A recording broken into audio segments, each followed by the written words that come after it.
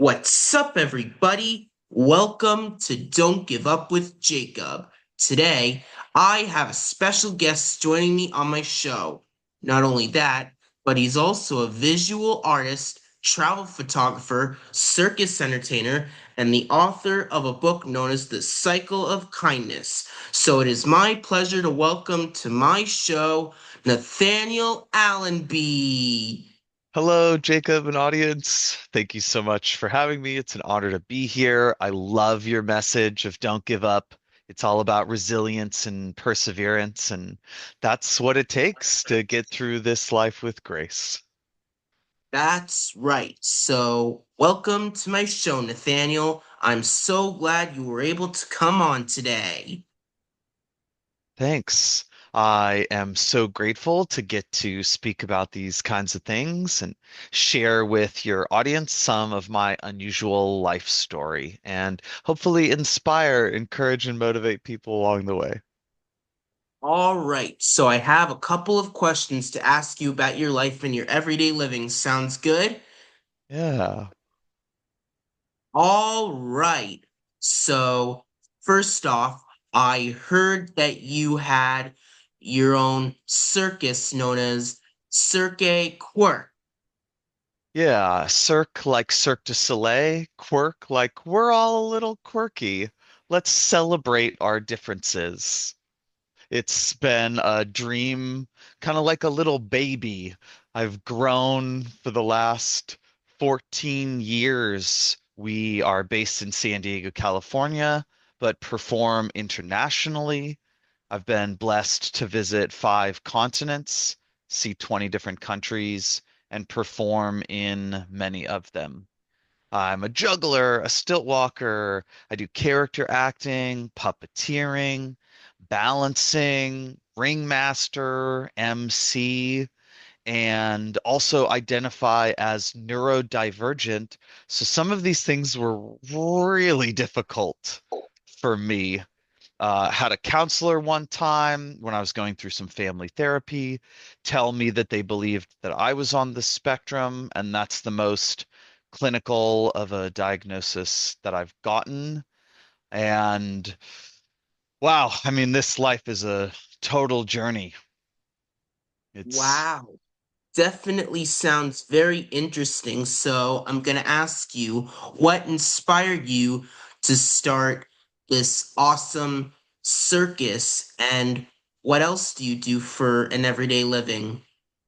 I was an out of the ordinary kid, grew up on a small family farm, had a hard time with traumatic experiences with my brother, kind of got a sense of low self-worth and became a perfectionist to try to overcome that.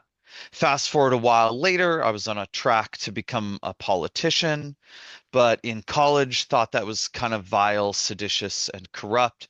So dropped out, got really depressed, started playing video games full time, won the first ever international World of Warcraft tournament, but was getting really unhealthy.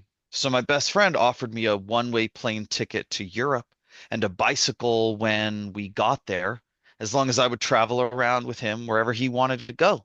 And that became the start of my book, The Cycle of Kindness. When we got there, he said, "Okay, we're broke.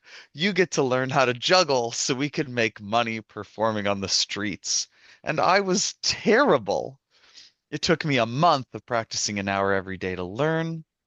That eventually led to 6 years on the bike, 28,000 miles before I landed in San Diego, kind of got grounded, started the company, and that's led me to where I am today. Wow. Definitely sounds very interesting. It also sounds a lot like me because I had a lot of trouble talking at a young age and I just didn't know what was going on, but all my words kind of disappeared out of nowhere. So I had to get numerous help and from lots of therapists and teachers. And I wanted to write a book to share everything that happened with my life and how I had a hard time, what helped me to find my voice in my way. That must have been really difficult. I commend you for getting through it the way that you have and taken this thing that was initially a difficult experience and turned it into a positive. That shows amazing depth of perspective, wisdom, maturity. You're doing great, Jacob. Wow, thanks. I really am on top of the world right now, and so are you. Yeah, while our life paths are similar, I'm 42. I've had this company for 14 years. I started a second business called Allenby Arts to sell my artwork and photography, to try to get people to want to be better stewards of the world and take care of our natural environment, be a part of nature. I've got two kids now and a third baby on the way. Just found out my wife was pregnant over Christmas and she's due in August. So we've got some radical shifts coming that I'm really looking forward to. Wow.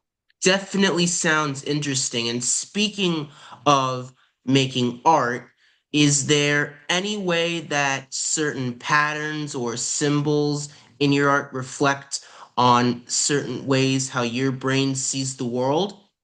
Yeah, I was somewhat of a math nerd as a kid, and as I got into artistry, I found a lot of geometric symbols coming out.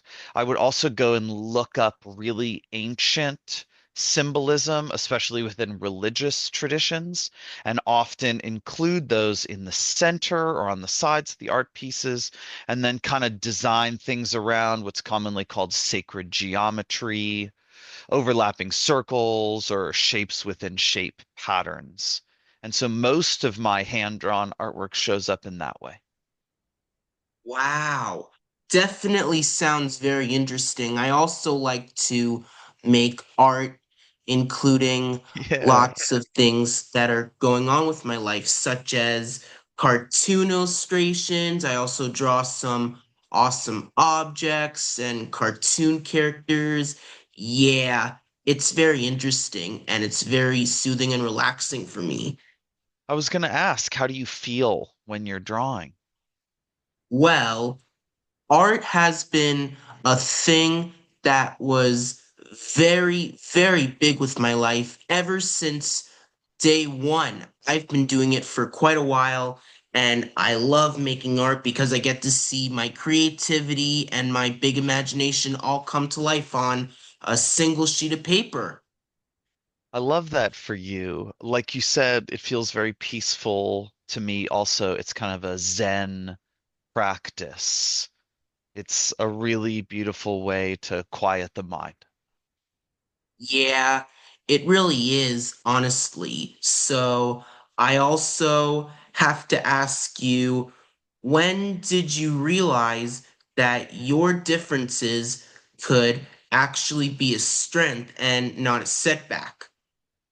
Yeah, I have seen myself as different throughout the majority of my life. I often feel a little isolated from it, but it's really important to me to share the gifts that I have to benefit others. Kind of like in how you wrote your books in order to make a positive impact on other people's life. I'm back in school now, becoming a psychotherapist to help people with their trauma, like people helped me in such an incredible way.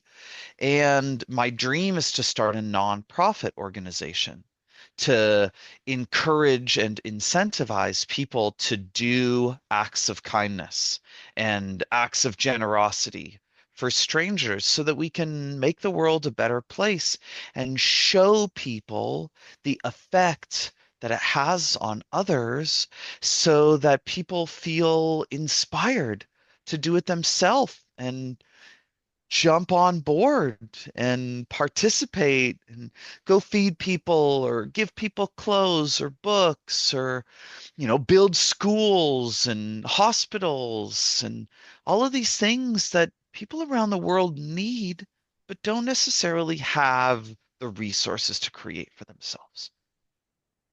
Wow. That is sick.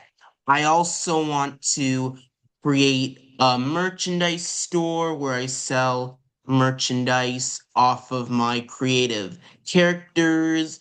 I also want to have numerous published books in a certain section of maybe a library or a bookstore. I also want to have numerous movies and even my own balloon in the Macy's Thanksgiving Day Parade. So, yeah, those are all very important things. That would be so cool. I wish you achieve all of these things, and I hope you donate some of your proceeds to humanitarian charities. Yeah, I definitely will. It would definitely be my honor and a pleasure. Right on, Jacob.